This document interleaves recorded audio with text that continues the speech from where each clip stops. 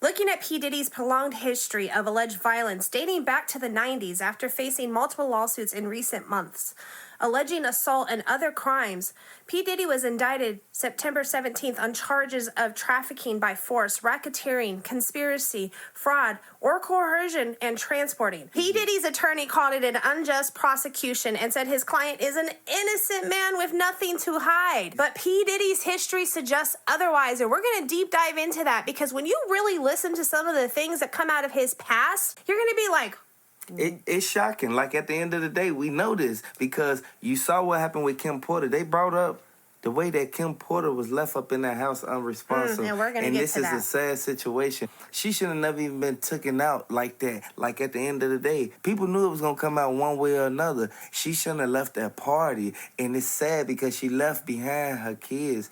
R.I.P. Kim Porter. Throw the R.I.P. Kim Porters down in the comment section. In November, Cassie Victoria kicked off what became a tsunami of accusations against Combs with a lawsuit against Combs in New York federal court that included graphic claims of assault, physical abuse, and allegations that Combs, her ex-boyfriend, would force her to have relations with male workers while he watched. That's bogus. Diddy knew exactly what him and Jay-Z was doing. Jay-Z, he's innocent on the allegation that they saying that happened with that girl, but everybody saw him at that party. Like, it was his party. And then Kim Porter left from out of that party and only went home. She just wanted to leave away from the situation. Some people want to walk away from the problem, but people always want to run behind them and try to initiate something. And it always leads back to the person who ran up on them to being prosecuted or either getting dumped by the girl. I want y'all to know this is a sad situation, but Kim Porter, I just wish she was still here today. She was a legacy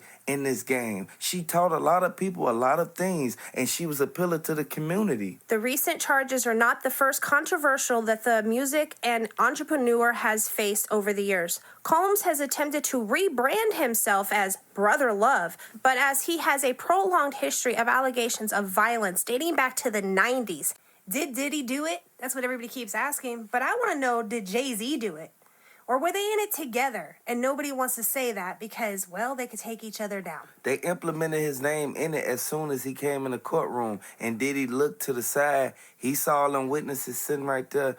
All he kept thinking in his head was, man, what did they tell these people? Because in his mind, he was set on having a bond. This is why his bond got denied so many times. Because every time they came for a bond hearing, these people were sitting right there. They're sitting right there looking at him knowing that he's guilty, but he's terrified as to what they might have said. They are denying his bond request because he is known to threaten, coerce, make people disappear. He's known to harass, assault.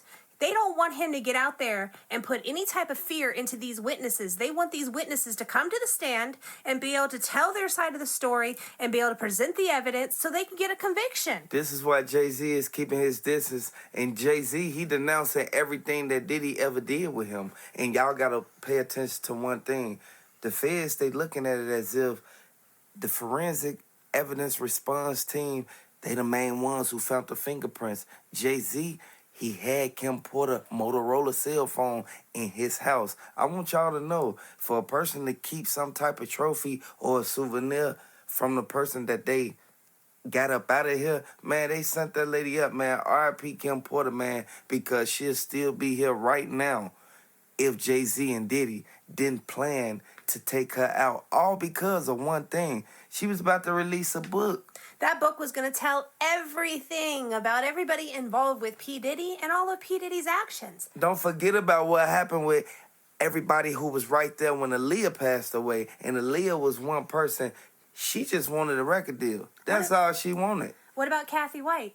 Kathy White was one person who they keep on saying that they acting like that's that girl baby. Like, at the end of the day, I'm going to just say it because a lot of people, they don't know that this is something that the feds are aware of. The feds, they wait 6, 7, 8 years to come get people. Diddy been doing this since the 90s, and a lot of people thought that Diddy was going to literally just keep getting away with it now.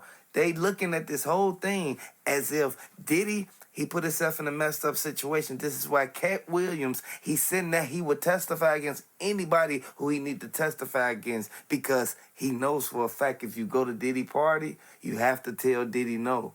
At the end of the day, Cassie opened up doors that people thought would never get opened up. And the feds, they did their thing. They've been investigating him, and they investigated to the point that they have a rock-solid case. They don't just want to take anybody down. They want to go after what they know is going to get them a conviction. It was a lot of people who played a role in this, but the way that they went inside that house, Gene Deal already said that Kim Porter, all her personal items and things like that, it was scattered around, and then they tried to clean up everything. The feds, they looked at it as if, like, wait, hold on. Diddy was the only one who had access to this place. Jay-Z was right there waiting. This is something that we all knew that was going to come about one day, one way or another, but we could put all the pieces to the puzzle and not have to sit back and be scrambled trying to figure out, did Jay-Z do it? Did Diddy do it? Both of them did it. And it's a sad situation, but the feds, they're looking at it as if they're taking everything that Jaguar Wright and Cat Williams is saying, and they're holding them accountable for this. They have to hold this up in court. I wonder what Beyonce knows, because you got to realize a spouse has immunity on the witness stand. She does not have to testify against her husband. They got the Motorola phone that Kim Porter had. Everybody know for a fact Kim Porter, she been had money. Kim Porter, she was a person who was right there under Diddy. She was telling Diddy, like, man, you got to stop having these parties and stuff. Like, man, you can do something else. Diddy, he didn't care about none of that. And this is why Gene Deal, he kept on sitting back. He kept on whispering. He kept on instantly putting that bug in her ear. And she kept on paying attention to it. That's why she ended up writing a book. Keefe D is locked up right now.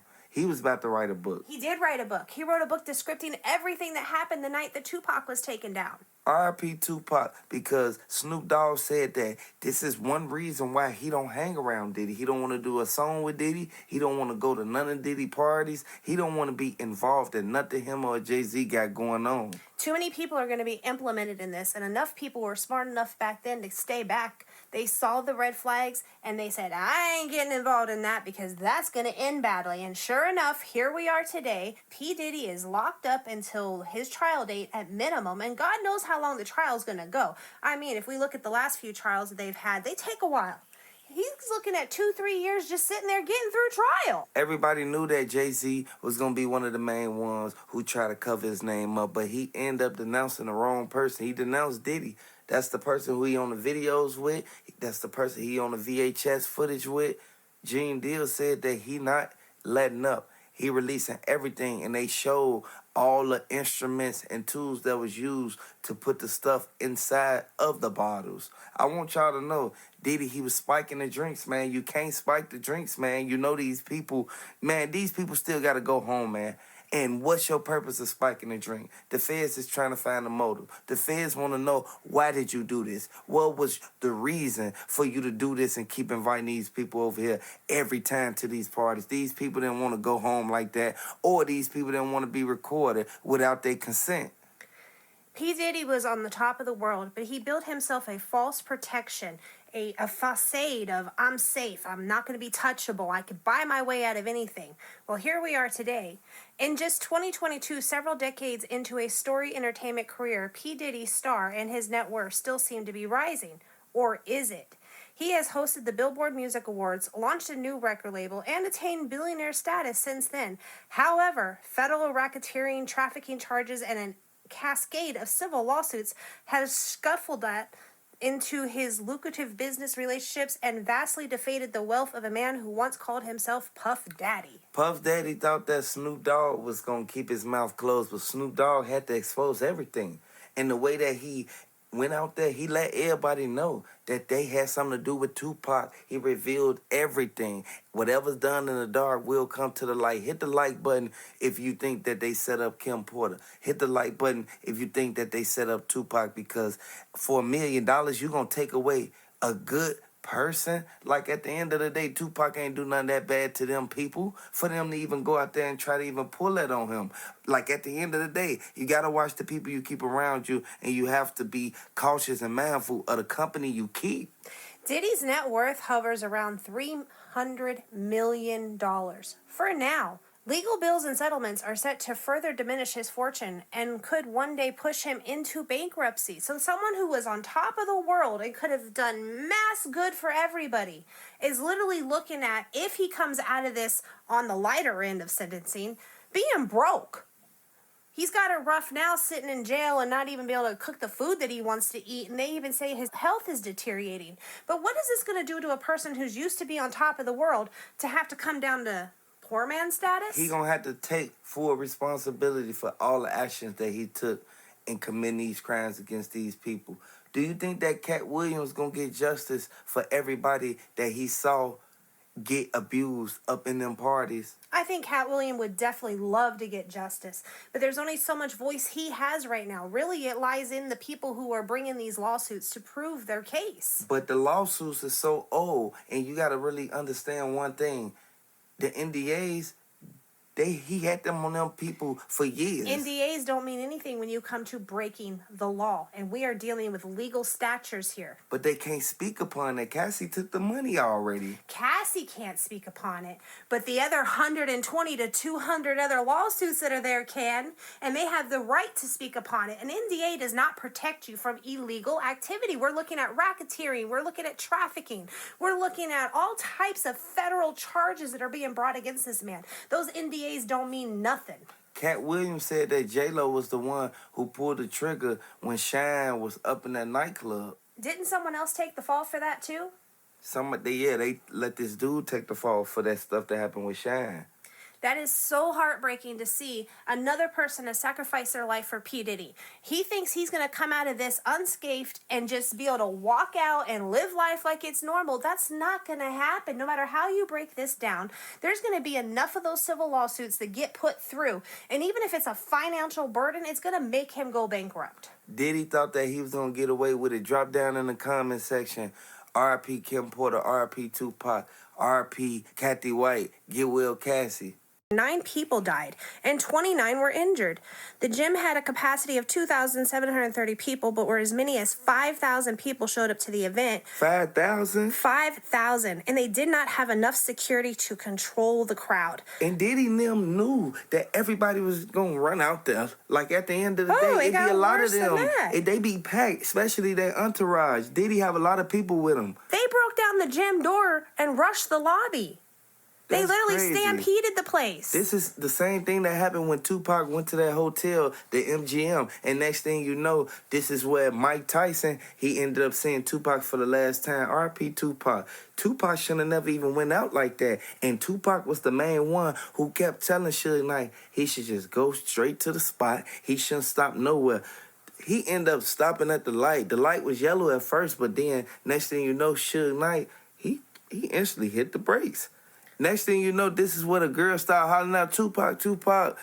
They spotted him from that point on. They pulled right up on the side of him. And next thing you know, this is what Tupac instantly, he's not here with us right now. R.I.P. Tupac, man. R.I.P. Kim Porter. The resulting of that incident in 1991, Combs was cited for hiring inadequate, inexperienced security, and he settled out with a lawsuit.